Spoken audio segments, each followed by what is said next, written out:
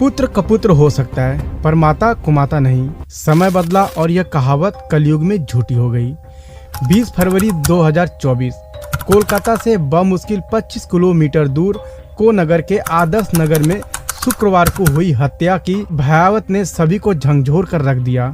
कक्षा 4 के छात्र को सब्जी काटने वाले चाकू से मारा गया। उसके सिर पर लोहे के रॉड से बार बार हमला किया गया और पत्थर की एक मूर्ति से उसे कुचल दिया गया। जब पुलिस वहां पहुंची तो डेड बॉडी की ऐसी कंडीशन देखकर उसके रोंगटे खड़े हो गए और टीवी का आवाज काफी तेज था। पुलिस समझ गई थी कि मारने वाला यह नहीं चाहता कि उसकी आवाज कोई सुने या उसकी आवाज बाहर जाए।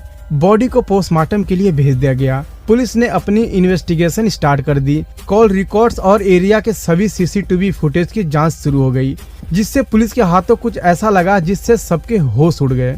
नमस्कार दोस्तों, मैं उमेश प्रताप आपका स्वागत करता हूं केस रिव्यू में। श्रेयांशु के फादर पंकज शर्मा कोलकाता के एक प्राइवेट फार्म में काम करते थे और मां शांता एक रेस्टोरेंट में काम करती थी और इन दोनों की शादी को 10 साल हो गए थे और इनका एक बेटा था जो कि 8 साल का था और चौथी कक्षा में पढ़ाई करता था। इन्वेस्टिगेशन स्टार्ट हुई और सबसे पहले घर की जांच की गई। खिड़की दरवाजों से किसी भी प्रकार की कोई भी दखल नहीं दिखाई दे रही थी। घर की हर कीमती सामान अपनी जगह पर पड़ी हुई थी और उनके घर एक डॉग था जो कि हर अनजान व्यक्ति को देखकर भौंका करता था। लेकिन पड़ोसी से पूछने पर पता चला कि उस समय जब इसकी हत्या हुई तो कोई भी आवाज नहीं आई। मोहल्ले के सभी घर आपस में सटे हुए थे, इसलिए डॉग जब भी भौंकता था तो किसी न किसी को सुनाई जरूर देता था। और यह सब सबूत देकर पुलिस समझ गई थी कि यह लूटपाट नहीं बल्कि घर का ही कोई सदस्य है जिसने इस मर्डर को अंजाम दिया।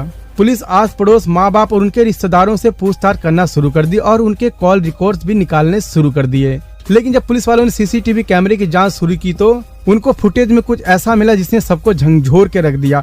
और जिस वक्त पुलिस सीसीटीवी कैमरा की जांच कर रही थी उस वक्त 2 से 4 बजे हुए थे और उस वक्त उस मोहल्ले में उस जगह से कौन कौन गुजरा है सबकी फुटेज साफ साफ दिखने लगी।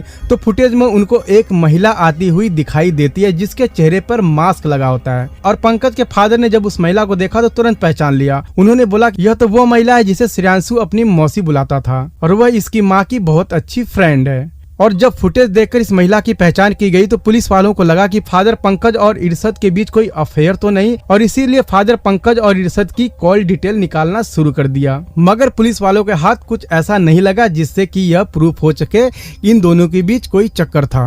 लेकिन जब पुलिस वालों ने इरशद की फोन डिटेल निकाली तो कहानी पूरी चेंज हो चुकी थी। मर्डर वाले दिन इरशद का फोन 1 बजे से लेकर रात के 8 बजे तक स्विच ऑफ था और साथ में जब कॉल डिटेल निकाली गई तो एक ही नंबर पे कई बार फोन किया गया था। और जब उस नंबर के बारे में पुलिस ने पता किया तो वह हैरान हो गई क्योंकि वह नंबर श्रेयांशु की मां शांता का था। फिर पुलिस ने दोनों के व्हाट्सएप चेक किया और व्हाट्सएप पढ़ने के दौरान पुलिस हैरान हो गई उन दोनों की चैट देखकर, मानो कि कोई गर्लफ्रेंड और बॉयफ्रेंड ने चैट की हो।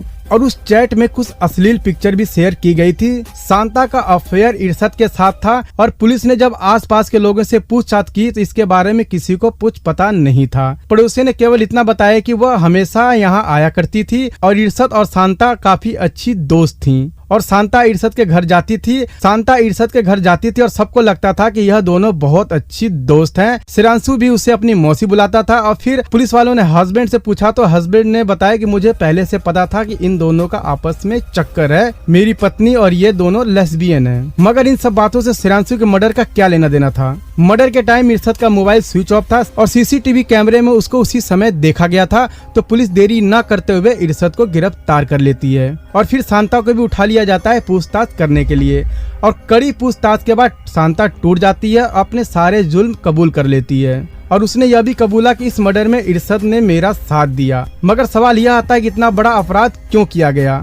एक दिन श्रेयांशु स्कूल से घर जल्दी वापस आ जाता है और वो देखता है कि बेडरूम में उसकी माँ और उसकी मौसी एक ऐसी सिचुएशन में है जिसे एक 8 साल का बच्चा देखकर सहम गया। और जब उसने अपनी माँ को इस हालत में देखा तो उसे बहुत बुरा लगा और वह अपनी माँ से बात करना बंद कर देता है। और वहीं शांता डर जाती है कि कहीं श्रेयांशु बाहर जाकर किसी से बता ना दे मेरे और इरशद के बारे में। और इसी डर से श्रेयांशु की माँ फैसला लेती है कि वह अपने बेटे का मर्डर कर देगी। और आप सोच के देखिए, एक माँ अपने ही बेटे का सर दीवार में लड़ा कर उसको मारती है और सब्जी काटने वाले चाकू से उसकी नसें काट देती है और पत्थर की एक मूर्ति से उसके सर पे तब तक मारती है जब तक उसकी सांसें ना बंद हो जाएं। तो दोस्तों, कोलकाता की इस घटना के बारे में आप लोगों का क्या कहना है? अपनी राय हमें कमेंट बॉक्स में जरूर दें और इसी तरह के और नए वीडियो पाने के लिए हमारे चैनल को सब्सक्राइब कर लें। धन्यवाद।